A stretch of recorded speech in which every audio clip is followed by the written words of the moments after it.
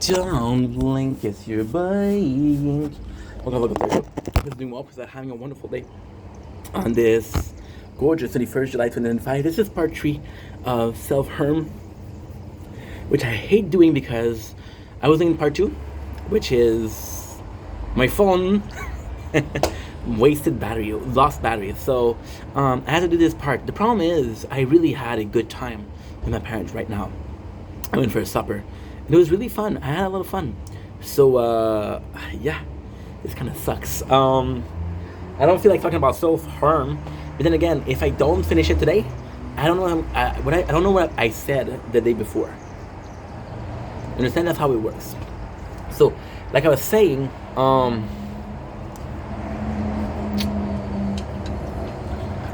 it's tough, bro. It's tough. Like I was saying, I should have watched part 2 before, huh? I think I was talking about, and now, of course, I'm going to be lying to you guys, and I'm going to say, hey, I think I was talking, I know exactly what I was talking about going back to the, before that, you know what? This is a negative video. Let's go to the positive. Yeah, went to my father's house. We played a game called Rummy. So this is actually really freaking cool. And it was really fun. We had a good meal. There's time when my father's not in a good mood. There's time when Nat is not in a good mood. That's my stepmom. That's not my stepmom, but kind of my stepmom because she's with my father for so many years. And it sucks because then sometimes I'm not in a good mood. So we treat people a bit harder. But it went really well and I had a lot of fun. So that's positive. So like I was saying, I'm coming back into the patterns of the pattern that I had when I did the burnout and depression. So of course I'm worried about it, right? But then even though, and this is where I want to go with the song, with the video. I'm talking about the song because the second part of this video, which is now part 4, is gonna be about that. So I pride myself in how much I work. I pride myself in how much we've done today, yesterday, the day before. It's almost to a point where I don't mind going crazy, because if I'm going crazy, then it's like, again, it's a sort of pride. Like, who went crazy working? Great people, right? And I want to be that.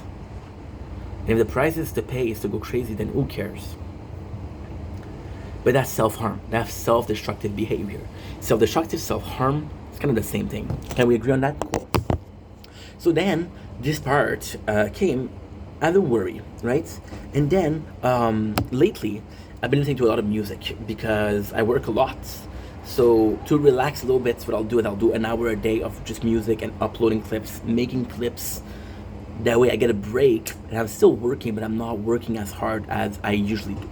That's kind of cool. And one of the bands that I listen to a lot is MGK. MGK, I've listened to him recently. Oh shit, and look at this beautiful sunset. It is gorgeous. I listen to MGK a lot.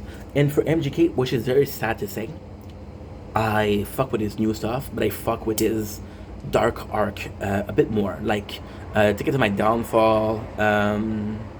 Yeah, a lot of the songs that he did in that period of time. And I always go back to that, right? But then I made a video about it last month. I think it was 2 weeks ago, 3 weeks ago, I don't know. Every day is the fucking same. And it was about a song called Vampire Diary, something. Yeah, Vampire Diary.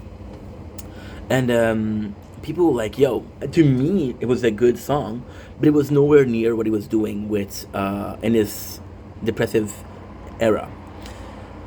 And when you see the comments, people are like, oh, at least I love that he's happy now, that he's doing what he wants now. And I felt kind of like a dick to do that, right?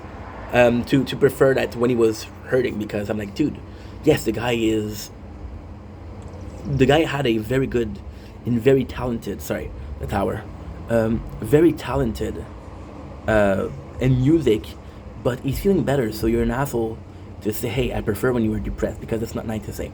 However, I grew up like that. I grew up with songs. One of the songs that I should mention, 21. I took out the card, and I don't know what card it is. I don't want to die. I don't want to die.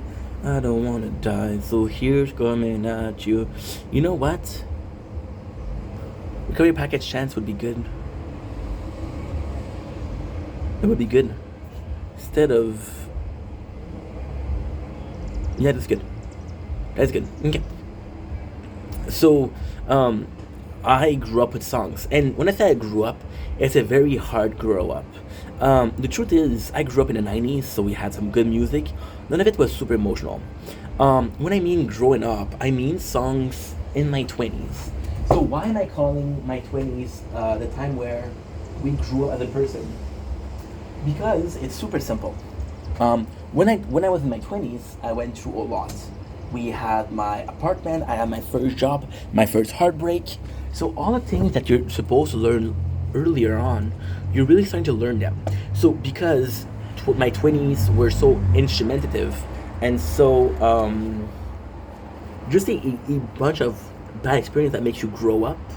I never went hungry when I was a kid. I went hungry in the apartment for sure. I always had a variety of food. How many days in a row did I eat freaking ramen at the apartment? Months. Months. Not a problem? No, it's not a problem. But at the same time, my life started when I was 20. I learned a lot. I grew up a lot. And my 20s were very introverted. I know what you're gonna say. Dude, you're extroverted. I am. But I was depressed. And when you're depressed, you turn to be introverted. And one of the band, right? One of the band that really shaped me in my 20s was Falling in Reverse. Talk about from 21 to 27. Well, technically till 27 is a good word because we were starting to work at PCT.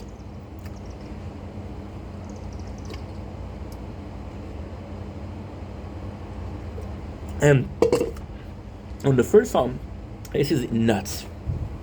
One of the first song that I listened to from Falling Reverse was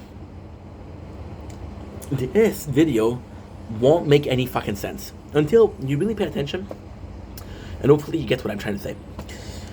The first thing that I listened to was Drug Amuse You, I'm Not a Vampire, All the Good Girls Like Bad Guys, Game Over, Keep Holding On, Bad Girls Club. They were very joyous. I was 21. I've turned 22. I met the girl of my dream. She broke up. I had my biggest depression at 22 years old. And then I was already listening to song from Falling Reverse. And like I said, one of the first songs that I listened to was Keep Holding On. And the song literally says, they sing my song, they feel my pain, but pain is what creates my fame. A vicious cycle, someday I'll get out. Can't believe I'm standing here at all. Can't believe I made it this far. So, and you heard a lot of artists, right? Now, you possibly heard some friends, but more so artists because you listen to them more than you listen to neighbors or strangers. Talking about how pain shaped them and how much of an experience it was. And then you start to feel it. I said depression, lost my job, became broke, didn't want to work because I was depressed, gained a lot of weight. It was tough. It was very tough. Very, very tough. Again, we didn't put ourselves in a position where we were succeeding. We put ourselves in a position where we were failing, right? And then, all of this comes to change, right? Because all of this comes to a circle, which is life. So you start with this at 22 years old, and you're aware of the concept of pain transform you. Then you feel it, and then like, holy shit, it transformed me, but this is horrible. If I had to choose between not having pain and having pain, I'd have chosen, and I'm being honest, I would have went with no pains. Now, this is super complex because this pain brought me so much. This pain was so transformative. So I know that I would be half the person I am today if it wasn't for the pain. Even then, I would choose no pain because pain sucks, right? But then you realize something else. And then, what happened? I became a content creator. So content creator was what I was thinking out loud. Content creator was my state of mind, was my emotional state out loud, right? And then when I went through bad stuff, people were relating to what I was saying, right? My video that's most popular is a video where I talk about being bullied, you know? That's not joyous. And then you realize that this is you, right? You're the same way, just like other artists. People want to see you suffer because it's more human. I made a video. In that video, that was crying. My ex was watching my every single video at the time. Was like, "Yo, I saw your video and it was beautiful." And I was like, "Dude, I'm crying. This is not beautiful." Like, yeah, but you're vulnerable. You're human. So I'm like, if I'm not crying, I'm not human. What the fuck you mean? But at the same time, this is her opinion, so I embrace it, right? So where are we going with this, with self-harm? Right? Because so far, it's just a bunch of rambling and very confusing, right? Very confusing. Doesn't make much sense, right? So you're like, bro, what are you trying to say? What I'm trying to say is I, last year, made so much content. That content was different because our state of mind was different, right? Now, our state of mind was different and we were getting more views and shit like that. And yes, it was negative, right? But right now we're doing the same pattern. Are we subconsciously thinking that I have to get to the same place? Right? To the same place. And I know this place is dangerous. If I'm subconsciously or consciously doing something that could be dangerous, this is self-destruction, self-harm, right? So are we putting ourselves in a situation because we think that we need to? Are we putting this self in a situation where we're putting ourselves in a situation because we feel that if we don't, nobody's gonna care? Just like this guy who made music and reached peak talent when he was depressed. And now he's doing better. Nobody cares. Ricardo Avocado, eating himself to death, would get 2-3 million views per video. You watch his video now, healthy, happy, 100 videos, 100,000 views. Understand? So consciously you don't care. Consciously, I don't need to go viral. Consciously, I don't need to do that. So consciously, like, yeah, you've been working hard, bro. This is a shortcut. You're gonna take it out, you know? So when I'm seeing myself in that same pattern where I got injured last year, in that same pattern when I had a burnout last year, and the same pattern that we followed and we failed, and my excuse is this time I know what's gonna happen. I know how to stop it. Maybe I don't. Maybe I'm trying subconsciously to put myself through the same ordeal because somehow, some way, I'm trying to improve. You see what I said in this video? When did I improve?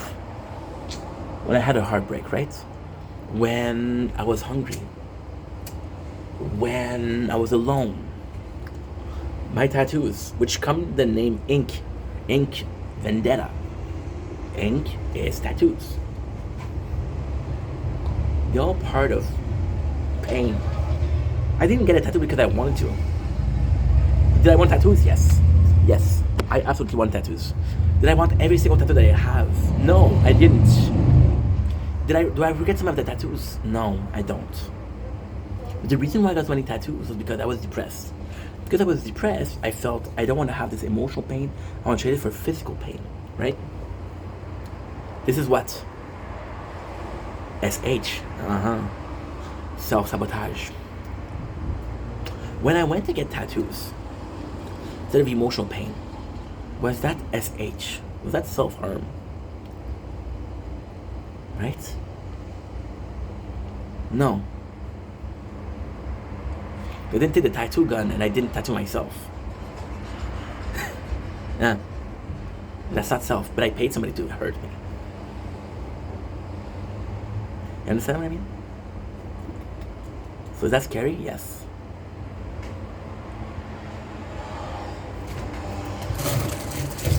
But then there's this path of life. There's a path of life, right? And right now we're watching Lost, which is also why I'm making this video.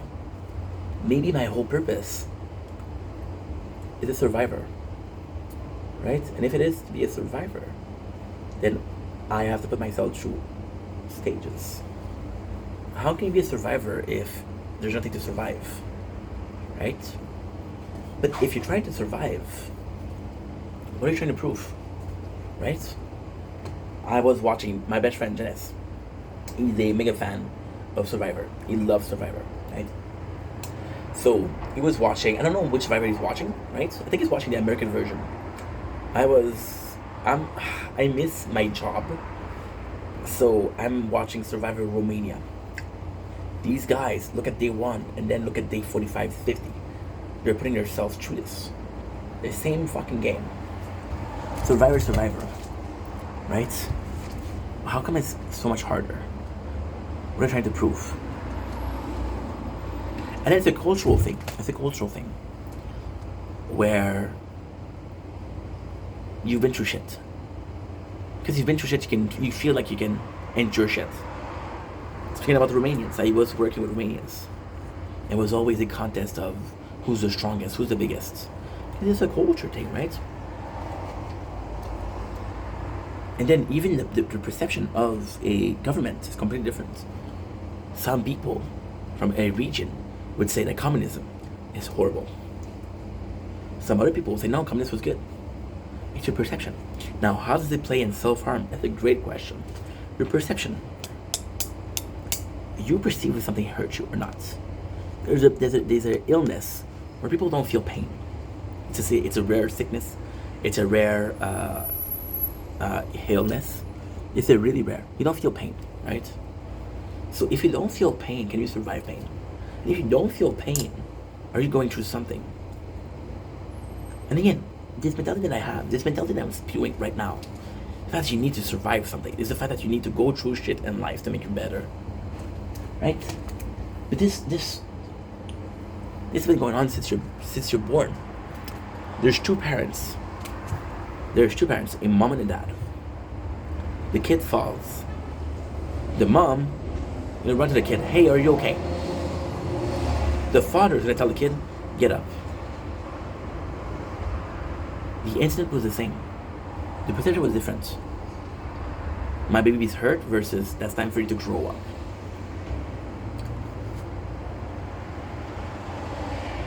Perception. Same thing. There's a test that you can do. Go to a baby and go through next to a wall and then hit the wall. Then tell the baby, oh my God, are you okay? The baby will start crying because the baby thinks that he hit his head. He didn't hit his head. Now, this is super important. This is super interesting. Because if the baby thinks that he hits his head, he creates the pain, right? Oh my God, I'm wounded, but I'm not wounded. Right? It's a baby. This is nature in itself. This is human nature in itself.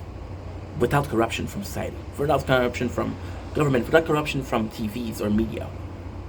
Right? And then the second question. What if everything I went through was a perception? What if everything I went through wasn't that big of a deal? But I just perceived it as a lot. Did I grow from it? Right? Understanding that would be a different person. Very different, right? Just like my perception. I have the same life. Same exact life. I had this heartbreak. I had this depression. Just my mentality, my healing process was different. People say, oh, Ink, you're so extroverted. How do you do it? Well, I'm 5'4". I'm obese. I'm not the smartest, not the funniest, not the most attractive, not the strongest. But I got something for me. I'm clever and I'm funny. So what did I decide to do? Decide to pick on the funny, increase the intensity. This is my whole perception. This is my whole.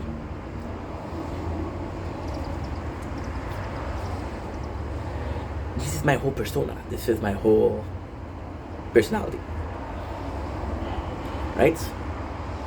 Simply the fact, understand this.